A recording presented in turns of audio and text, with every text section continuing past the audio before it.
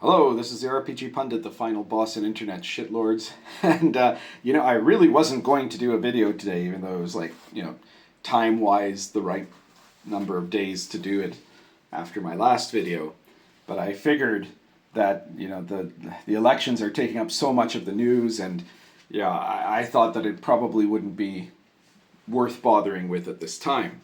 Except that it turns out that I've found something that is related to both gaming and the election, which is namely, well, you know how you've got, like, if you're a Gen X guy, you have a lot of people who you remember from the 1990s as being, people that were at least visibly seeming to be countercultural figures, and, like Rage Against the Machine and stuff like that, that have completely lost it and become stooges of the establishment in the 2020s, or probably earlier, probably around 2016, So this is always kind of disappointing to a different degree depending on how much you admired them to begin with. I was never a big fan of Rage Against the Machine, for example, But I would say that in the 90s, I was quite an admirer of Steve Jackson, not just because of stuff like GURPS and Illuminati and Car Wars and OGRE and GEV and all these incredible products that he had been responsible for, but also because he always had this very strong libertarian ethos, He was opposed to big government interference. He was famously raided by the FBI for like absolute nonsense, And so, it becomes a tremendous disappointment when you find out that he has now gone into complete TDS brain rot, right? Like he just dissolved every last capacity for actual critical thinking in his mind. Yeah. So this is what he's just put out a editorial, I guess you'd say, on like the Illuminati board of Steve Jackson Games, where he talks about at the start of it that he never really believed in conspiracy theories, right? He said that people find the simplicity of an great evil conspiracy to be very attractive compared to the messy complexities of real life. And he didn't really believe in conspiracy theories, but now he does, okay? He says, I believe in one conspiracy theory. He says, if I were to diagram it as an INWO card layout, that's Illuminati New World Order, right? It would look like, at the center, we have the Illuminati, of course. If we have to pick an analog from the games, it would be the Gnomes of Zurich that are the closest, though the Bavarians are a close second.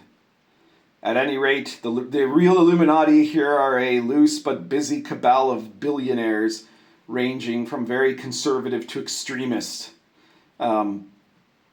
Plus a few of those complete nutballs we were talking about, conspiracy theories and stuff. Between them, they have trillions of dollars to buy individual votes, everything from individual votes to Supreme Court decisions, and they do. Okay, so this is the start of it, right? Then he says, surrounding these billionaires are high-tech puppets. I'd assign these slots for, number one, Donald Trump. He, in turn, controls the fanatics and the violence and the criminal groups, and the MAGAs, that have zero power but very high transferable power. He thinks he controls the Republicans, but they're only paying lip service to him as they're in the service of the billionaires. All right, so this is, right away, this shows you just how completely divorced from reality this guy is, right? Never mind the fact that, the Gnomes of Zurich have always had some association with, like, a really bad anti-Semitic slur, right? But ignoring that and assuming that wasn't his intention, all right, let's because believe me, there's plenty here that we don't have to make any assumptions about. So let's try to have a minimum of good faith that was not what Steve Jackson was saying. I don't know what his opinions are about Hamas or anything, but at this point, almost nothing would surprise me. But let's say that that's not the case, right? The idea that the billionaires are backing Donald Trump in massive numbers, like that the moneyed class of the world are supporting Donald Trump is ridiculous and insane, right? Like when you're talking about, first of all, when you're talking about international high-level investors and things like that, they're not on that side. They don't care. Like, they wouldn't care about conservative values in the sense of social conservatism. And in terms of economic theory, what they want is weak nation states with completely uncontrolled labor markets. That's why, they want the reason that mass immigration happens is because it's there's this argument. There are people that say, well, it's because they want the great replacement. So that isn't the main reason. I'm sure that there are of course some people that might want that, right? But that's not what the architects of mass migration all across Europe and North America really care about. They tell you what they care about. They want to make sure that there's an adequate labor market, right? An adequate labor market means that there's more people looking for work than there is work. So that it means that the prices of wages remain low. That's the reason. That's why they want it, right? That's what they back, right? And the last thing they want is stuff like tariffs, because what they want to be able to do is to produce goods in the cheapest, most horrible crap holes possible, and then move those goods with no extra, additional barriers or costs to the place where there is still a middle class that can buy those goods, and all of that is the opposite of what Trump's been arguing for. Trump is arguing, he's actually suggested maybe even getting rid of income tax. I think that'll be unlikely to happen, but I mean, that would be awesome if it did, right? And replace it completely with tariffs, right? Tariffs on foreign-made products, right? So that means that if your business is producing something in Cambodia and then trying to bring it into the US, that the price of those things are going to go up, unless you start to produce it in the US and hire Americans, and then the price will be lower, which will give an advantage to the home base. Like, that was something that was very common for much of the history of the industrial era, until a point in time in the first half of the 20th century when globalization was essentially invented, and this idea that wait, it's much better for the people that are investing in these large corporations and industrial projects to be able to not have those barriers, because then that means you can get the cheapest possible place of production, transport it without difficulty to the place where it's going to be able to fetch the highest price, and that means that you don't have that, that protectionism was intentionally eroded for that purpose, for the benefit, for the most part, the benefit of the people at the very top, And there are far more people also, in terms of not just money, but in terms of power, right? In terms of the managerial classes, in terms of the people who have these globalist interests, right? The multinationals and so on. Those people don't want anything to do with what Trump is doing, right? And even, like the investment firms, most of those back the idea of the Democrats, right? I mean, George Soros, that people, talk a lot about, he started as his main thing is he's a business guy, right? Now you always think of him as the guy that is, paying millions of dollars to to make sure that criminals don't have to pay bail, right? But those things go hand in hand, right? So the idea that Trump's base is the billionaires, it just should, that only someone who has become completely delusional would believe that. Yes, there are some individual billionaires like Elon Musk and, Vivek who support Trump, but for reasons that go, in fact, in opposition to their own current social class. In some cases, possibly because they didn't start out at that class, or because their own, in some cases, their own interests favor more to being protectionist, right? I mean, Donald Trump himself, he deals in real estate, and you can't take that real estate and just put it somewhere else, right? Or at least not in the same way that you can take a factory that makes t-shirts and put it somewhere else. And in some cases, just because they have personal, moral, or ethical or ideological views that lead them to take a path that is actually contrary to what would be their purely mercenary economic best interest. But again, the vast majority of the people of wealth are not backing Trump, and they're also not as nearly as influential as a conspiracy theorist and now a self-avowed conspiracy theorist like Steve Jackson would think. Because first of all, their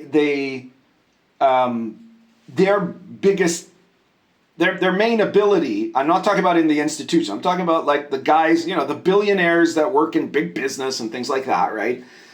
Their biggest resource is that they can throw money at things. But it's actually kind of turned out to be the case that throwing money at elections doesn't work. If it did work, then the candidate in 2016 would have been Bloomberg, and it wasn't. He spent the most money of any candidate in the primaries and he got nowhere. He was the guy that, and I believe me, I speak with a lot of people, I interact with a lot of people who are of this particular class and profession, and they were convinced at the time, Bloomberg's obviously going to win, right? Because he's got the most money, and the people with money are going to back him, right? But it doesn't turn out that way.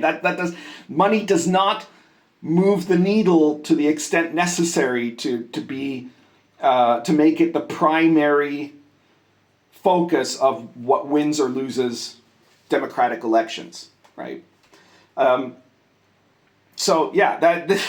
This is all lunacy already, right? And then he talks about the Republican Party, that they've become the creature of the billionaire's whims. No, I'm sorry, but that in this day and age, that's the Democrat Party, right? Like certainly in the time that the Republicans were neoconservatives and run by neoconservatives, guys like Dick Cheney, yes, the leadership of the Republican Party was much more interested in what big business wanted than what, let's say, evangelicals in Alabama wanted or something like that, But now, and I'm not saying that there aren't any Republican politicians that aren't still like that. There are some, of course. But it's very notable that Dick Cheney is now supporting Kamala. Steve Jackson has put himself in the same camp as Dick Cheney. It's insane. The Republican Party, on the other hand, has now been essentially overthrown by Trumpism, right? In 2016, that wasn't really the case. There was still a civil war going on within the Republican Party, but it's very clear at this point that those people are out, right? All of the big names there are gone, right? Mitt Romney's not there anymore. Dick Cheney's not there. And, a whole bunch of these guys are backing Kamala because their ideas haven't changed, right? And now the Democrats are on the side of that. The large financial interests don't really get affected by things like DEI, drug legalization on the streets, homeless on the streets, all of those sorts of things. Those things are beneath them to be concerned about.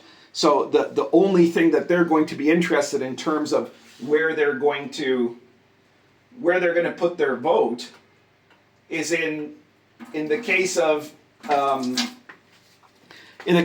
who is going to do the best thing for the big business interests, but that's not the Republican Party. Then they say, oh, the Supreme Court. Yes, of course, the Supreme Court is now in control. They're under the control of the gnomes. Why? Because the Supreme Court has now decided to not, for the first time in a generation, not make rulings that are heavily leaning towards the side of giving more power to the federal government, and are instead looking at a much more constitutionally original position of devolving powers not explicit to the federal government back to the states. But for Steve Jackson, that's apparently somehow that's fascism, right?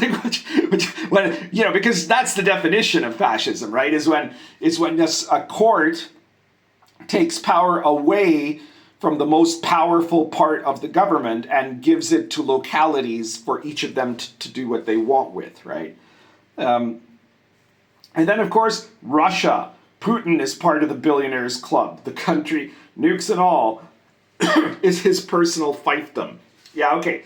That's why the Western globalist, neoconservative, neoliberal movement is now currently in a war, in what looks to be a potential forever war, where their designated goal is actually, it's got very little to do with helping the Ukrainian people and a lot to do with taking out Putin, right? It's obvious that they're all on the same side. No, that is just nonsense, okay? And then he says, we could also add other extremists like the NRA. Keep in mind that the NRA hasn't been important in any meaningful sense for years now. They've become very. This is not me criticizing. Well, it's me criticizing the current level of capability of the NRA, right? But it's not me criticizing the NRA as such. But the NRA has very, very little influence, right? And other puppets who won't admit who pulls their strings, Yeah, so the part that he leaves out there, for example, is that all of the major institutions. Oh, he also mentions the media, right? Where was that? I think I skipped it. Oh yeah, here we are. The puppets who won't admit who pulls their string, like big media. You get the idea, right? Okay, yeah, because every major news media has been somewhere above the 50% mark, usually it's above the 60% mark, and in many cases, like MSNBC, nearing the 90% mark of favorable reporting for Kamala, and always above the 60% mark of unfavorable reporting for Trump. Obviously, they're part of the conspiracy too, right? This is the sort of thing that you expect from a hobo on a street corner, right? Not from a guy who once took on the FBI, something that Steve Jackson and Trump have in common now. So it's just nuts, right? He's ignored. What he doesn't mention is every other institution, right? The federal government, all of the agencies of the federal government, the schools, the universities at every level, right? A large number of state governments too. Those can vary, but usually the bureaucracy of government in general, right? All of those things, as well as the most powerful kind of international lobbying groups. I already mentioned Soros. You can also add stuff like the WEF, right? But generally, the whole movement of these managerial class supposed experts, the UN obviously, that have been that have the monopoly in their minds on running the world, even though they've been running it to the ground for the last 50 years or so, doing nothing competent at all.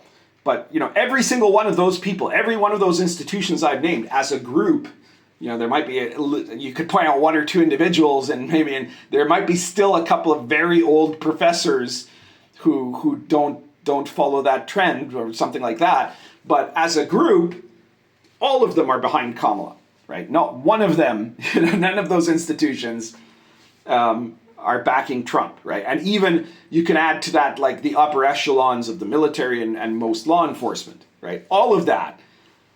Like there has never been a more countercultural political figure than Donald Trump.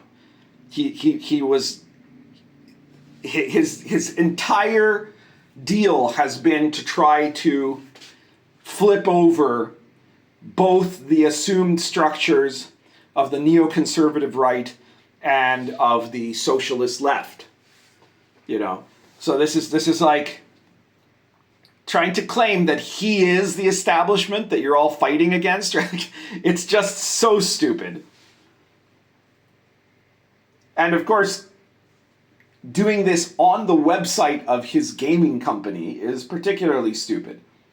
But, you know, because it was only like put on like the, you know, a little article on a forum, I figured I'd do Steve Jackson a favor and read this out to you all so that you would all be aware of exactly who you're giving money to now if you buy, I don't know, whatever the new Illuminati product is or something like that, you know, or any of his other products.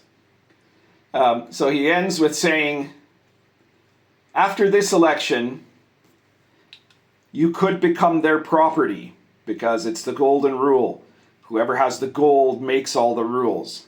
Except, as I pointed out, that's not quite exactly true. Right? It's not that as much about gold as it is about influence. And then he goes, so getting back to the election, it's very important that you vote. You can't vote against the Illuminati who are trying to suck America dry, but you can vote against their tool, that is to say Trump, of course. So please vote for Kamala, he says. Please vote for the Democratic candidates. Even if you think the Democratic platform is terrible. Because if they win, at least you'll be sure that in 4 years that you'll be able to vote again. Yeah, yeah, okay. Because like this is just the dementia that this is representing is on par with Joe Biden at the very least, isn't it? Like I just can't believe that there are still people that think like that. But of course, most of those people that do are people that have ended up in a kind of ivory tower of their own, right? And I mean, Steve Jackson, you know, he might not be Stephen King, who also thinks all of this same nonsense, or you know, you could name a lot of other guys. Most of them actors who don't have a very high level of education, you know. But even so. But you know, those people live in these bubbles, and they have this bubble vision of reality. And I guess you could say that Steve Jackson, being a highly successful game designer, he's probably, I mean, I'm sure he's not as rich as Robert De Niro or something like that, or you know, Stephen King. But I'm sure that he's also insulated from a lot of the stuff that is the actual reason why people are coming out. Apparently, from what I've heard, in early voting, this is the first time ever that way more Republicans have voted early rather than Democrats, which is a good sign. But you can't, you know, if you want these sorts of people like Steve Jackson to be the ones that end up getting what they think they want, though I think that probably if that happens, there will come a time when Steve Jackson will say that he's made a terrible mistake, you know, because by then, though, it might be too late. If you don't want them to get their way, if you're listening to me and you're in the United States or you're an American citizen, you've got to go and vote, and not just go and vote. You need to go get 3 or 4 or 5 of your friends who you know. I'm not saying go and fight with people who wouldn't vote for him, right? But you probably all know some guys, gamers or whatever, who you're pretty sure would vote for Donald Trump but might be too lazy to do it. So go and talk to them and go and vote with them. You take them with you, right? So because that's the way you make sure, especially if you're in one of the states where it's really close enough that it could go either way, right? Gather together your friends, especially if your friends are less conscientious than you. Make a party out of it or whatever, and then everybody go vote, right? And then that way you're going to be able to, first of all, to probably save your country, honestly. And second, you're going to be able to very soon mock the nonsense coming out of Steve Jackson's mouth. So that's everything for today. I don't have a pipe, so I'm not going to tell you what I'm currently smoking. If you like this video, please share it everywhere so people can know about what Steve Jackson has been saying, and will know, just how delusional the other side is in this situation. And if you want to support me, well, check out all of my products like Baptism of Fire, the OSR medieval fantasy game set in 11th century Poland. It's been one of the best-selling OSR books of the year, and you're bound to love it. Or check out my various other products. If you've already got like Lion and Dragon or Dark Albion or Baptism of Fire, check out Cults of Chaos if you haven't bought that yet, because it is a great source book to let you create sinister medieval cult, complete with a very fast generation system that lets you create, what they want, what their obstacles are, what their resources are, everything about them. And you can, write up basically an entire adventure in 3 or 4 minutes of die rolling. Or check out, if you prefer more weird fantasy or Gonzo, check out World of the Last Sun or any of my other products. And if you take a look in the description below, you will see all of my products, and I will particularly point out to you to check out the Red Room store, where I have my current periodical, the Pundit Files. The current issue right now is more martial art techniques, which is part 2 of Pundit Files number 3. This is Pundit Files 22. But I think maybe today it might be, if I'm remembering correctly, that I'll be coming out with number 23, or rather the Red Room will be putting out number 23, which is going to be a Baptism of Fire adventure called The Feast of the Circumcision. It's a very interesting kind of adventure because it is both a kind of an evil cult adventure, and also it is a Christmas adventure in a way. So be sure to check that one out when it comes out. It might not be out at the time this video comes out, or it might already be. And anyways, any issue of the Pundit Files is yours for just $3.50. So if you can get someone to give you $3.50, go to the Red Room store and buy an issue. There's 22 of them already, so you're bound to find something interesting. Whether you want to get rules on medieval jousting, or whether you want to get random space opera, the world generators, or whether you want to get adventures or city guides, the city guide to Baghdad or stuff like that. Or any number of other topics, you're going to find them there. So check it out. It's only $3.50.